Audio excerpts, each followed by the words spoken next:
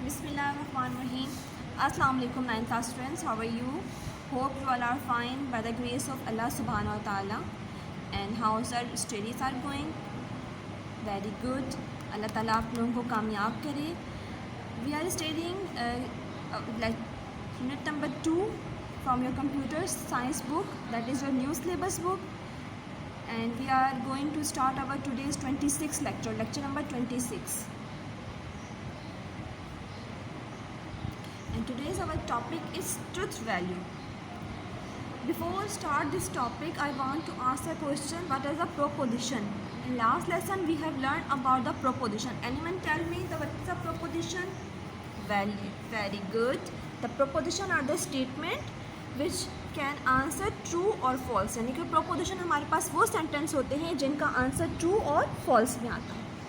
तो what are the truth value. Truth value आपके पास वो वैल्यूज़ होती हैं जब हम किसी भी प्रोपोजिशन को वैल्यूएट करते हैं तो हमारे पास जो ट्रू एंड फॉल्स का जो आंसर आता है that is known as truth value. So we can say that every proposition takes one of two value true और false and these values are called truth value. True और false are values which are called truth value. Now consider here we have the example. I have assigned P to a sentence Islamabad is capital of Pakistan. ये आपके पास sentence है, इसको मैंने P के बराबर suppose कर लिया. अब जो इसका रिप्लाई आएगा that will be a true और फॉल्स. तो जो इसका जो रिप्लाई होगा, जो इसका आंसर होगा that will known as truth value. Here we have another example. Q equal to the sun rises in the west. अब जब इसका भी हम आंसर देखेंगे तो it will be the true और फॉल्स. तो जो ट्रू और फॉल्स का जो रिप्लाई आएगा that is known as truth value. Got it. We have a third example. I have completed my homework. अब इसका भी स्टूडेंट जो रिप्लाई करेंगे that are equal to I have completed my homework. Now this sentence will be true और false. जब भी इसका answer हमें रिप्लाई मिलेगा तो दैट विल बी ट्रू और फॉल्स. तो जो ये ट्रू एंड फॉल्स का जो हमारे पास रिप्लाई आ रहा होगा that is known as truth value.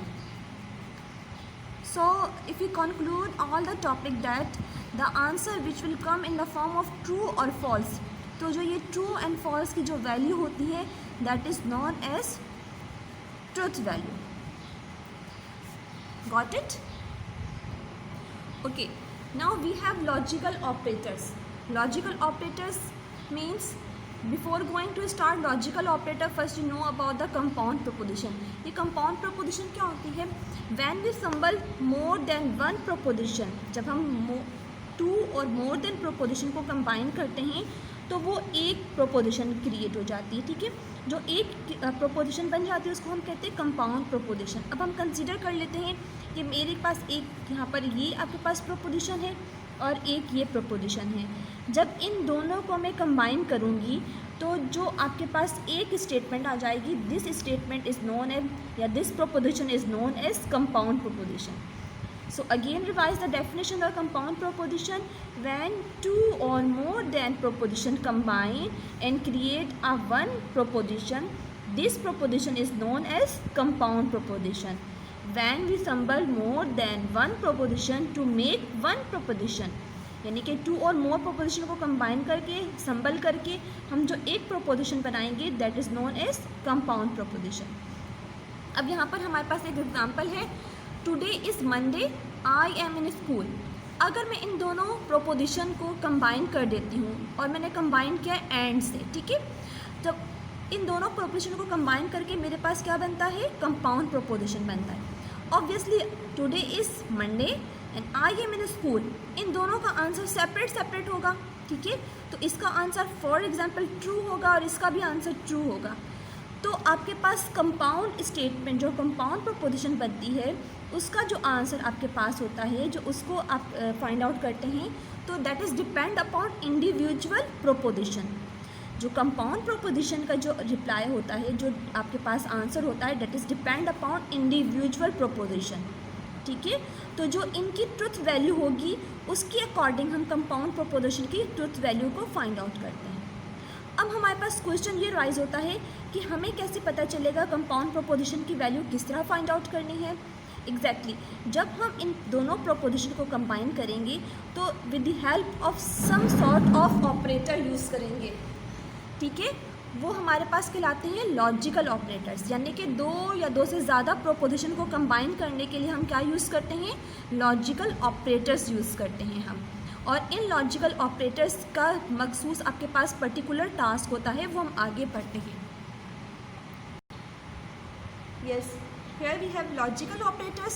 We have basic 3 types of logical operator: and logical operator, or logical operator, and not logical operator. The first type of logical operator is and logical operator. अब ये and logical operator क्या होता है?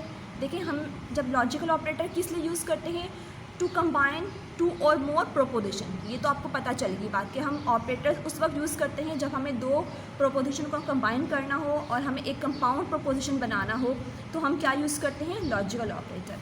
अब जब हम and logical operator use करेंगे, यानी कि मेरे पास एक ये प्रोपोजिशन है और एक ये प्रोपोजिशन है, इन दोनों को कंबाइन करने के लिए मैंने एंड लॉजिकल ऑपरेटर यूज़ किया। अब ये एंड लॉजिकल ऑपरेटर कैसे हमारे पास इसका आपके पास इसको करेंगे सॉल्व।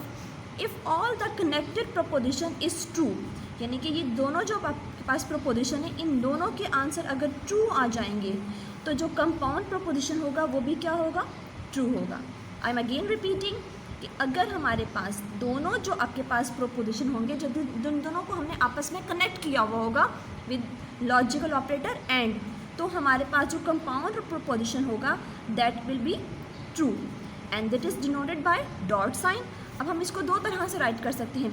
अगर मेरे पास ये वाला जो proposition it is denoted bye P and this is Q, तो मैं इसको कैसे राइट करूँगी, P एंड Q, ठीक है। अगर P भी ट्रू होगा, Q भी ट्रू होगा, तो जो कंपाउंड आपके पास प्रोपोजिशन होगा उसका आंसर भी क्या होगा, ट्रू होगा। और मैं इसको इस तरह भी राइट कर सकती हूँ, P dot Q। It's mean कि जो एंड ऑपरेटर होता है that is denoted by dot sign. ये MCQs में भी आ सकता है आपके पास कि यू हैव टू नो कि how the and symbol is denoted, this is denoted by dot sign. The next type of logical operator is or. What is or, ये भी आपके पास क्या है, आपके पास दो प्रोपोजिशन को कंबाइन करने के लिए यूज़ होता है। If any one connected proposition, यानी कि जो दो प्रोपोजिशन को हम कनेक्ट कर रहे हैं उनमें से एक भी अगर वैल्यू ट्रू होगी, इसकी वैल्यू ट्रू हो चाहे इसकी वैल्यू फॉल्स हो, वी डोंट केयर, हमें इन दोनों में से अगर कोई एक वैल्यू भी ट्रू हो जाएगी तो जो कंपाउंड का आंसर होगा वो क्या होगा, ट्रू होगा। एंड में क्या है, कंपलसरी है हमारे पास कि दोनों ट्रू होंगे तो आंसर ट्रू होगा। अगेन दोनों प्रोपोजिशन का आंसर अगर ट्रू होगा तो कंपाउंड का आंसर ट्रू होगा। अगर दोनों में से एक भी फॉल्स हो जाएगा तो कंपाउंड का आंसर क्या हो जाएगा, फॉल्स हो जाएगा। यानी कि इस कंपाउंड प्रोपोजिशन को ट्रू होने के लिए इन दोनों का ट्रू होना ज़रूरी है। जबकि एंड में हमें क्या कंडीशन दी हुई है, एंड में हमें ये कंडीशन है कि दो प्रोपोजिशन है उनको हमने कंबाइन कर लिया, हमने एक कंपाउंड प्रोपोजिशन बना लिया, तो उसके लिए हमें दोनों में से कोई एक प्रोपोजिशन अगर ट्रू होगा तो हमारे पास आंसर ट्रू हो जाएगा, चाहे ये फॉल्स हो जाए, वी डोंट केयर। इन दोनों में से किसी एक का ट्रू होगा तो यहाँ पर हमारे पास कंपाउंड का आंसर क्या हो जाएगा, ट्रू हो जाएगा। Again if any one connected proposition is true then compound proposition is true and it is represented by plus sign. We can write is, अगर हम P हमारे पास एक प्रोपोजिशन है और Q हमारे पास एक प्रोपोजिशन है तो हम इसको राइट कैसे करेंगे, P और और एंड Q। और इसको अगर हम सिंबल के फॉर्म में लिखेंगे तो हम और की जगह पर कौन सा सिंबल यूज़ करेंगे, प्लस। इट्स मीन कि it's denoted by plus sign, ठीक है। The third type of logical operator is not. Logical operator के लिए हमारे पास दो प्रोपोजिशन की ज़रूरत नहीं होती है, हमारे पर एक ही प्रोपोजिशन को क्या करता है, ये निगेट कर देता है, यानी कि इसको रिवर्स कर देता है, नेगेटिव कर देता है, रेसिप्रोकल कर देता है। मींस कि अगर हमारे पास एक प्रोपोजिशन है उसका आंसर अगर ये ट्रू आ गया तो जब हम इसको नॉट लॉजिकल ऑपरेटर अप्लाई करेंगे तो नॉट टी करेंगे तो ये अगर ट्रू है तो ये क्या हो जाएगा, फॉल्स हो जाएगा। और अगर ये हमारे पास प्रोपोजिशन फॉल्स है तो ये इसको क्या कर देगा, ट्रू कर देगा।